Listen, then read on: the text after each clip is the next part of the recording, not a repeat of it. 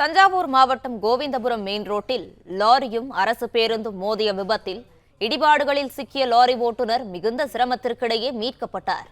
இதுகுறித்தான முழு விவரங்களோடு இணைகிறார் செய்தியாளர் ராமலிங்கம். ராமலிங்கம், வணக்கம். என்ன நடந்தது? முழு விவரங்களையும் பதிவு செய்யலாம். வணக்கம். தஞ்சாவூர் மாவட்டம் கும்பகோணம் அருகே திருவிடைமருது கோவிந்தபுரம் மெயின் ரோட்டில் இன்று கும்பகோணத்திலிருந்து 50க்கும் மேற்பட்ட பயணிகளை ஏற்றிக்கொண்டு அரசு பேருந்து ஒன்று சென்றது. அப்போது ஆடுதுறையிலிருந்து விறகு ஏற்றி வந்த லாரி ஒன்று இரண்டும் நேருக்கு நேர் மோதிக்கொண்டது. இந்த மோதிய விபத்தில் பேருந்தில் பயணம் செய்த 29க்கும் மேற்பட்டோருக்கு பலத்த காயம் ஏற்பட்டது. இதேபோல் அந்த லாரி ஓட்டுநர் உள்பட அந்த லாரியில் இருந்த 5 பலத்த காயம் ஏற்பட்டது. இதில் பலத்த காயமடைந்த அந்த ஓட்டுநரை அந்த லாரியிலிருந்து மீட்கவே மிகவும் சிரமப்பட்டனர்.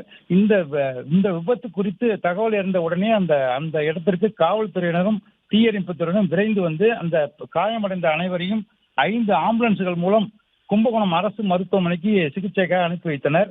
அந்த லாரியில் உள்ளே மாட்டிக்கொண்ட அந்த லாரி ஓட்டுநரை மீட்பதற்கு 2 ஜேசிபிக்கள் இயந்திரம் கூட பல மணி நேரம் போராடி அந்த லாரி ஓட்டுநரை உயிருடன் மீட்டு அவரை கும்பகோணம் அரசு மருத்துவமனைக்கு சிகிச்சைக்காக அனுப்பி வைத்தனர். அங்கு மொத்தம் 34 பேருக்கு தீவிர சிகிச்சை அளிக்கப்பட்டது.